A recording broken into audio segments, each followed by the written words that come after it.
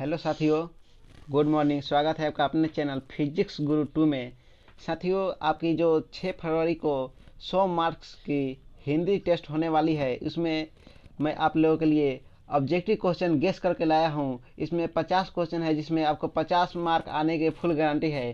तो चलिए साथियों, बहुत जल्दी चालू करते हैं। चालू करने से पहले एक बात आपको कहना चाहेंगे कि अगर आप मेरे चैनल पर नए हैं तो प्लीज़ मेरे चैनल को सब्सक्राइब कर लीजिए और बेल आइकन की घंटी को दबा दीजिए। और आप वीडियो को लाइक नहीं किए हैं तो जल्दी से लाइक कर दीजिए। तो चलिए साथियों, वक्त ज़ाया ना करते हुए जल्दी से वीडियो को स्टार्ट करते हैं। तो साथियों, ये 50 मार्क गारंटी है कि आपको किसी तरह से आ ही जाएगी। तो चलिए साथियों, पहली क्वेश्चन की ओर चलते हैं। तो साथियों, पहली क्वेश्चन क्या है? मुक्तिबोध की कविता है। साथियों, पहली क्वेश्चन है मुक्तिबोध की कविता है। तो साथियों, पहली का आंसर हो जाएगा जन जन का चेहरा। चलिए साथियों, समय न बर्बाद करते हुए जल्दी जल्दी चलते हैं। चलिए साथियों, दूसरा क्वेश्चन है, बातचीत के माध्यम से बालकृष्ण भट्ट क्या बतलाना चाहते हैं? तो साथियों, बालकृष्ण भट्ट जो है बातचीत की शैली को बताना चाहते हैं। तो चलिए साथियों, जल्दी जल्दी आप लोग याद करते चलिए या स्क्रीनशॉट लेते चलिए। चलिए साथियों, तीसरी जो क्वेश्चन है, सुभद्रा कुमारी चौहान का खिलौना क्या है? साथियों, सुभद्रा कुमारी चौहान का खिलौना उसका पुत्र है। चलिए साथियों, अगली क्वेश्चन की ओर चलते हैं, जो कि 4 नंबर क्वेश्चन कहता है। साथियों, 4 नंबर क्वेश्चन करता है, दिनकर किस युग के कवि हैं?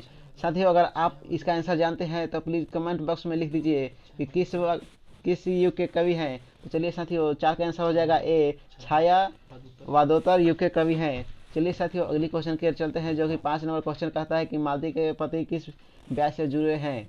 तो साथियों, मालती के जो पति हैं वो डॉक्टर के व्यवसाय से जुड़े हुए हैं। चलिए साथियों, 6 नंबर क्वेश्चन की ओर चलते हैं। सन 1926 में भगत सिंह ने किस दल का गठन किया? साथियों, ये आपको बताना है कि भगत सिंह 1926 में किस दल का गठन किए। तो साथियों, इसका सही आंसर हो जाएगा डी, नौजवान भारत सभा। साथियों, इसका सही आंसर हो जाएगा डी, नौजवान भारत सभा। चलिए साथियों, अगली क्वेश्चन की ओर चलते हैं। 7 नंबर क्वेश्चन क्या कहता है? साथियों, 7 नंबर क्वेश्चन कहता है कि ओ सदा नीरा के लेखक कौन है? साथियों, ओ सदा नीरा के लेखक कौन है? तो साथियों, ओ सदा नीरा के लेखक जगदीश चंद्र माथुर हैं। चलिए साथियों, अगली क्वेश्चन की ओर चलते हैं। 9 नंबर 8 नंबर। साथियों, 8 नंबर क्वेश्चन है, नामवर सिंह किस त्रैमासिक पत्रिका के संपादक रहे हैं? तो साथियों, 8 का आंसर सही आंसर हो जाएगा ए, आलोचना। चलिए साथियों, 9 नंबर क्वेश्चन की ओर चलते हैं। तिरिश किसका पर्याय बन कर उभरा है? साथियों, तिरिश किसका पर्याय बनकर उभरा है? तो साथियों, इसका सही आंसर हो जाएगा ए, आतंक का। चलिए साथियों, 10वां नंबर क्वेश्चन देखते हैं। साथियों, 10 नंबर क्वेश्चन है, शिक्षा पाठ के रचयिता कौन है? साथियों, शिक्षा पाठ के रचयिता जेफ कृष्णमूर्ति है। चलिए साथियों, वक्त जाया न करते हुए अगली क्वेश्चन की ओर चलते हैं। अगर आप मेरे चैनल पर नए हैं तो प्लीज़ मेरे चैनल को सब्सक्राइब कर लीजिए और इस वीडियो को जल्दी से लाइक कीजिए, जिससे हमारा उत्साह बढ़ रहे और इस ऐसा वीडियो हम आपके लिए हमेशा लाते रहें। चलिए साथियों, अगली क्वेश्चन की ओर चलते हैं। जायसी के काव्य की भाषा में कौन सी थी? साथियों, इसका क्वेश्चन जो है बोल रहा है कि जायसी के काव्य की भाषा कौन सी थी? तो साथियों, जायसी के काव्य की भाषा अवधी थी। चलिए साथियों, इसका सही आंसर हो जाएगा अवधी। चलिए साथियों, अगली क्वेश्चन की ओर चलते हैं। साथियों, 12 नंबर क्वेश्चन, सूरदास के दीक्षा गुरु कौन थे? साथियों, तो 12 का सही आंसर हो जाएगा सी, वल्लभाचार्य। चलिए साथियों, अगली क्वेश्चन की ओर चलते हैं। 13 नंबर। साथियों, 13 नंबर है तुलसीदास के, दोनों पद में किस रस की व्यंजना हुई है? तो साथियों, इसका सही आंसर हो जाएगा ए, भक्ति रस। चलिए साथियों, अगली क्वेश्चन की ओर चलते हैं। 14 नंबर जो क्वेश्चन है, छप्पय किसकी पंक्तियों का छंद होता है? तो साथियों, छ से छप्पा याद रखना है। आपको याद करना है, 6 से छप्पय और 6 से 6। तो चलिए साथियों, अगले क्वेश्चन की ओर चलते हैं, जो कि 15 नंबर है। 15, तुमुल कोलाहल कहल में किसकी रचना है? तो साथियों, इसका सही आंसर हो जाएगा बी, जयप्रकाश जयशंकर प्रसाद। चलिए साथियों अगली क्वेश्चन कर चलते हैं। अगली क्वेश्चन हमें क्या कहती है, तो साथियों 16 नंबर क्वेश्चन कहता है सूरदास किस मुगल शासक के समकालीन थे, तो साथियों इसका सही जगह सी अकबर। चलिए साथियों मुगल शासक के अकबर याद रखना है। सही आंसर सही आपका अगला क्वेश्चन है उषा का जादू निम्नलिखित में से कब टूटने लगता है, तो साथियों सूर्यास्त होने पर। साथियों इसका सही आंसर हो जाएगा ए सूर्यास्त होने पर। चलिए साथियों अगली क्वेश्चन की ओर चलते हैं। अधिनायक कौन है, साथियों को बताना है अधिनायक कौन है, तो शायद साथियों अधिनायक सत्ताधारी वर्ग हैं। चलिए साथियों अगले क्वेश्चन के चलते हैं, टाइम पास नहीं करते हैं, जल्दी जल्दी अगले क्वेश्चन की ओर बढ़ते चलते हैं। तो साथियों 19 नंबर क्वेश्चन है प्यारे नन्हे बेटे को कविता की किस शैली में लिखी गई है, तो साथियों इसका आंसर है ये वार्तालाप शैली। चलिए साथियों 20 नंबर क्वेश्चन की ओर चलते हैं, जो कि बहुत ही इंपॉर्टेंट क्वेश्चन है। ये मतलब कि आप समझिए कि कल जो 6 फरवरी को हिंदी का एग्जाम देने जा रहे हैं, इसमें ये छप चुका है साथियों। ये 20 नंबर बहुत ही भी मतलब जितना भी के बाद आई लगा दीजिए एकदम वो है। तो साथियों ये क्वेश्चन है गांव में अब किसकी धुनें सुनाई नहीं पड़ती, साथियों गांव में अब किसकी धुनें सुनाई नहीं पड़ती, तो साथियों ए लोकगीत की। साथियों लोकगीत पहले सुनते थे लेकिन अब सुनाई नहीं देती है। चलिए साथियों अगली नंबर क्वेश्चन को चलते हैं। 21 नंबर धर्मात्मा का संधि विच्छेद होता है, साथियों इसका सही आंसर हो जाएगा ए धर्मजोर आत्मा। साथियों याद रखना आप लोग धर्मजोर आत्मा कॉमन सी चीजें हैं। चलिए साथियों अगले क्वेश्चन को चलते हैं। 22 नंबर न्यायाधीश का संधि विच्छेद क्या होता है, साथियों आपको बताना है न्यायाधीश का संधि विच्छेद क्या होता है, तो साथियों इसका सही आंसर ए न्याय जोर अधीश। साथियों ये आपको याद रखना है। साथियों ये सब होगा, साथियों ये आपको याद रखना है। चलिए साथियों अगले क्वेश्चन की ओर चलते हैं। साथियों ये जो 23 नंबर को क्वेश्चन क्या कहता है, साथियों ये आपको 23 नंबर क्वेश्चन जो है आपको कहता है कि पंचानन का संधि विच्छेद है, साथियों इसका सही आंसर हो जाएगा सी पंच जोर आनंद। कॉमन सी चीजें हैं साथियों ये पंच जोर आनंद हो जाएगा। चलिए साथियों अगले क्वेश्चन को चलते हैं। 24 नंबर शुभारंभ का संधि विच्छेद है, साथियों शुभारंभ का संधि विच्छेद क्या है, शुभ जोर आरंभ है, शुभ जोर आरंभ होता है। ठीक है। चलिए साथियों 25 नंबर क्वेश्चन चलते हैं। नमस्कार का संधि विच्छेद क्या होता है, नमस्कार का संधि विच्छेद क्या होता है जो साथियों नमजोर कार। ठीक है चलिए कोई बात नहीं, गाना वाना गाते चलिए। चलिए साथियों अगले क्वेश्चन बेइज्जती में कौन सा उपसर्ग है, बेइज्जती में कौन सा उपसर्ग है, साथियों आपको बताना है बेइज्जती में कौन सा उपसर्ग है, बे बे ओ बे बे बे। साथियों को किसी को कुछ बोलना रहता है तो बे बोल देते हैं। साथियों उपसर्ग जो होता है वो शब्द के पहले लगा हुआ तो है, इसलिए इसका सही आंसर हो जाएगा बे ओ बे सुन बे, वही हो जाएगा बे। साथियों 27 नंबर क्वेश्चन कर चलते हैं। गैर हाजिरी में कौन सा उपसर्ग है, साथियों इसका भी पहले वाला बताना है। गैर साथियों देख रहे हैं गैर जो हाजिरी हो जाएगा, तो साथियों ये जो शब्द के पहले लगा हुआ है वो गैर है, तो साथियों इसका सही आंसर ए गैर। चलिए साथियों अगली क्वेश्चन कर चलते हैं।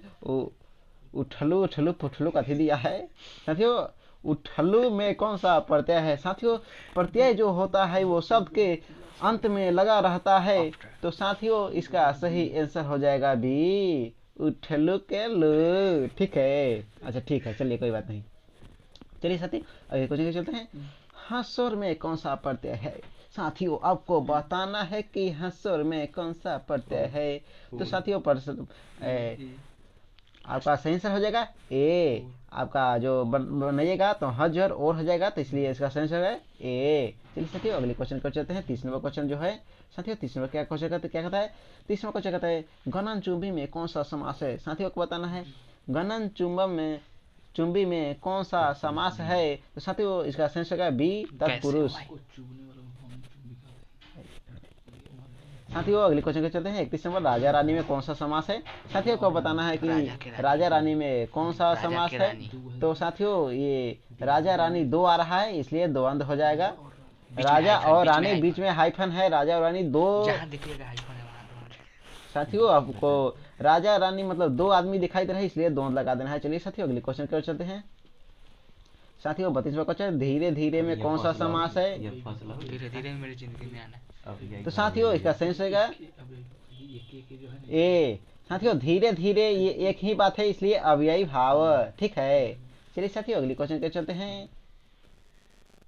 साथियों अगली क्वेश्चन जो है वो क्या कहता है? तो साथियों अगली क्वेश्चन कहता है रामायण में कौन सा समास है? साथियों आपको बताना है रामायण में कौन सा समास है, तो उसका सही होगा बी, तत्पुरुष है।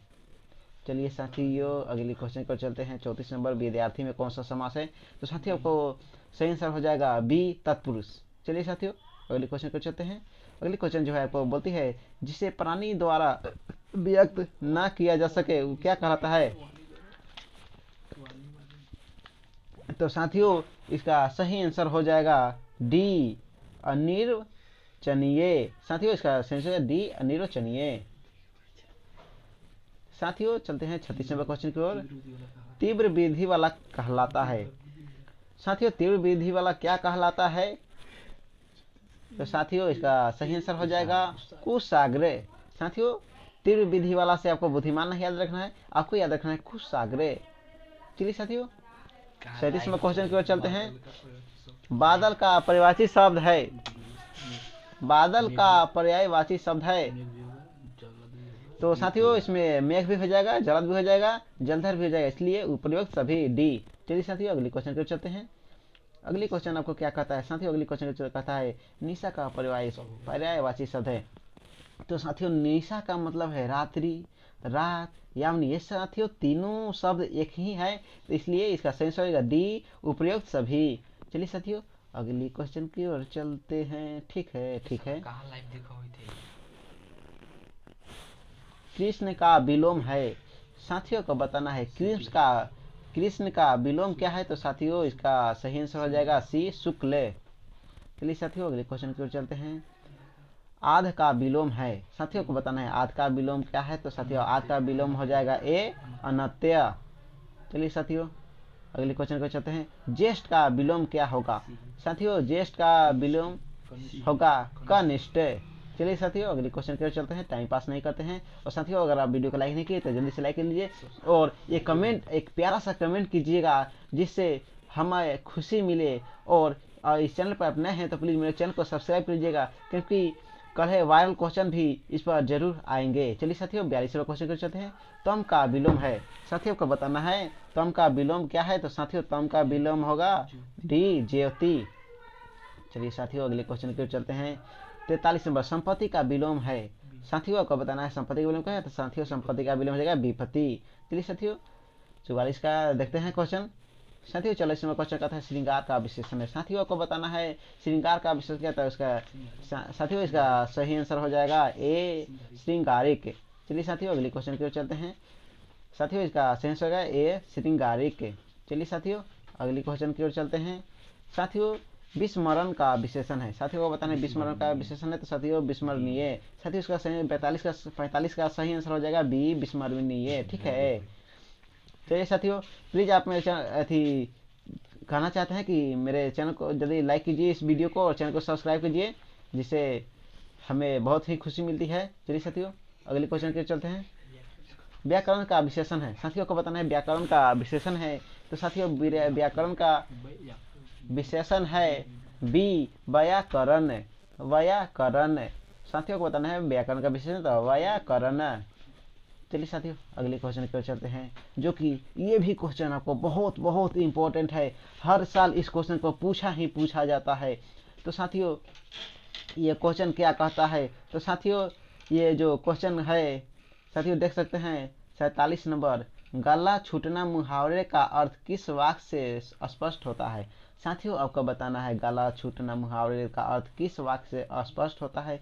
तो साथियों इसका सही आंसर हो जाएगा ए, जापान से भारत की दोस्ती हो गई, चीन से गला छूट गया। साथियों जापान से भारत की दोस्ती हो गई और चीन से गला छूट गया। चलिए साथियों अगली क्वेश्चन की ओर चलते हैं। साथियों अगली क्वेश्चन है चांदी के जूते मारना मुहावरे का अर्थ किस वाक्य का स्पष्ट हो रहा है? साथियों चांदी के जूते मारना मुहावरे का अर्थ किस वाक्य से स्पष्ट हो रहा है? तो साथियों इसका सही आंसर हो जाएगा बी, सड़क निर्माण का ठेका लेने के लिए अभियंताओं को चांदी के जूते मारने पड़ते हैं। चलिए साथियों अगले क्वेश्चन की ओर चलते हैं। साथियों ये जितने भी क्वेश्चन हम आपको दे रहे हैं वो मोस्ट VVI है। साथियों ये क्वेश्चन जरूर कल है कई एग्जाम में रहेंगे, तो चलिए साथियों इसको आप तैयार कर लीजिएगा। चाहिए साथियों क्वेश्चन कहता है अंधे की लकड़ी होना मुहावरे का अर्थ किस वाक्य से स्पष्ट हो रहा है। साथियों क्वेश्चन कर रहा है अंधे की लकड़ी होना मुहावरे का अर्थ किस वाक्य से स्पष्ट हो रहा है। साथियों इसका सही आंसर सी, पुत्र पिता के लिए बुढ़ापे में अंधे को लकड़ी होता है। साथियों इसका सही आंसर पुत्र पिता के लिए बुढ़ापे में अंधे को लकड़ी होता है। चलिए साथियों अंतिम क्वेश्चन की ओर चलते हैं जो कि 50 नंबर क्वेश्चन है। साथियों 50 नंबर क्वेश्चन है अधजल गगरी छलकत जाए मुहावरे का अर्थ है। साथियों को बताना है अधजल गगरी छलकत जाए। साथियों इसका सही आंसर हो जाएगा बी, ओछा व्यक्ति अधिक प्रदर्शन करता है। साथियों इसका सही आंसर बी, ओछा व्यक्ति अधिक प्रदर्शन करता है। चलिए साथियों मैं सोचा हूँ कि 10 क्वेश्चन और बढ़ाते हैं आप लोगों के लिए, जो कि कल का एग्जाम देना है तो आप लोगों को बहुत ही सहायता मिलेगी इससे। तो साथियों इतना मेहनत कर रहे हैं आप लोगों के लिए, प्लीज इस चैनल को आप सब्सक्राइब कर लीजिएगा। चलिए साथियों 51 नंबर क्वेश्चन देखते हैं। जयप्रकाश नारायण को किसका दलाल कहा गया। साथियों को बताना है जयप्रकाश नारायण को किसका दलाल कहा गया। साथियों अमेरिका का, आपने पाठ में पढ़ा ही होगा जय नारायण को अमेरिका का दलाल कहा गया। चलिए साथियों अगले क्वेश्चन की ओर चलते हैं। साथियों जल्दी जल्दी इसको आप लोग याद करते चलिए। साथियों इसका जो क्वेश्चन है बोलता है जगदीश चंद्र माथुर का जन्म कब हुआ था। साथियों को बताना है जगदीश चंद्र माथुर का जन्म कब हुआ था। तो साथियों 16 जुलाई 1917 को 16 जुलाई 1917 को जगदीश चंद्र माथुर का जन्म हुआ था। चलिए साथियों 53 नंबर क्वेश्चन देखते हैं। साथियों 53 नंबर क्वेश्चन क्या कहता है। तो साथियों 53 नंबर क्वेश्चन युद्ध और शांति की समस्या पर लिखी गई काव्य कृति है। साथियों को बताना है युद्ध और शांति की समस्याओं पर लिखी गई काव्य कृति है। तो साथियों 53 का सही आंसर होगा ए, कुरुक्षेत्र। चलिए साथियों अगली क्वेश्चन की ओर चलते हैं। साथियों अगली क्वेश्चन जो है कहती है, अगली क्वेश्चन कहती है प्यारे नन्हे बेटे को कविता में लोहा किसका प्रतीक है। साथियों को बताना है प्यारे नन्हे बेटे को कविता में लोहा किसका प्रतीक है। तो साथियों कर्म का। साथियों को सही से कर्म का। चलिए साथियों अगली क्वेश्चन की ओर चलते हैं। साथियों अगली जो क्वेश्चन है वो आपको क्या कहता है। तो चलिए साथियों अगली क्वेश्चन है 55 नंबर जूठन के हेडमास्टर का क्या नाम है। साथियों जूठन के हेडमास्टर का नाम कलीराम है। चलिए साथियों इसका सही आंसर है सी, बी, कलीराम। चलिए साथियों 26 नंबर क्वेश्चन को चलते हैं। 56 नंबर साथियों 56 नंबर क्वेश्चन कहता है शेखर एक जीवनी किस विधेयक की रचना है। साथियों कहता है शेखर एक जीवनी किस विधेयक की रचना है। तो साथियों इसका सही आंसर है डी, उपन्यास। चलिए साथियों अगले क्वेश्चन की ओर चलते हैं। 57 नंबर जो क्वेश्चन आपको क्या कहता है। तो चलिए साथियों आपको 57 नंबर जो क्वेश्चन है वो कहता है कि मलिक मोहम्मद जायसी किस परंपरा के कवि हैं। आपको बताना है साथियों मलिक मोहम्मद जायसी जो हैं किस परंपरा के कवि। तो इसका सही है परमाख्य यानक काव्य, परमाख्य यानक काव्य। चलिए साथियों 58 नंबर क्वेश्चन को चलते हैं। 58 नंबर तो बहुत ही मोस्ट VVI है, विनय पत्रिका की भाषा है। साथी को बताने विनय पत्रिका की भाषा है तो इसका सही आंसर हो जाएगा अंतर्वेदी। ब्रज भाषा जो इसको ब्रज भाषा में बोलते हैं अंतर्वेदी, विनय पत्रिका की भाषा अंतर्वेदी। चलिए साथियों मतलब कि आप विनय पत्रिका की भाषा आपको अंतर्वेदी या ब्रज भाषा दे दे तो दोनों में मार देना है। चलिए साथियों अगले क्वेश्चन है 59 रोज शीर्षक कविता के लेखक कौन है। साथियों को बताना है रोज शीर्षक लेखक के कविता रोज शीर्षक कवि कहानी के लेखक कौन है। तो साथियों इसका सही आंसर डी, अज्ञा जी। चलिए साथियों लास्ट क्वेश्चन साथियों को बताना है लास्ट क्वेश्चन ओम प्रकाश ने किस नाट्यशाला की स्थापना की? साथियों इसका आंसर आप जानते हैं तो प्लीज़ कमेंट बॉक्स में लिखिए। साथियों इस वीडियो को अभी आप देख रहे हैं तो प्लीज़ वीडियो को लाइक कीजिए, और मेरे चैनल पर नए हैं तो प्लीज़ मेरे चैनल को सब्सक्राइब कर लीजिए। ऐसा वीडियो आपको हमेशा मिलती रहती है। साथियों ये बहुत जल्दी बहुत हम ज़्यादा क्वेश्चन आपको बता चुके हैं।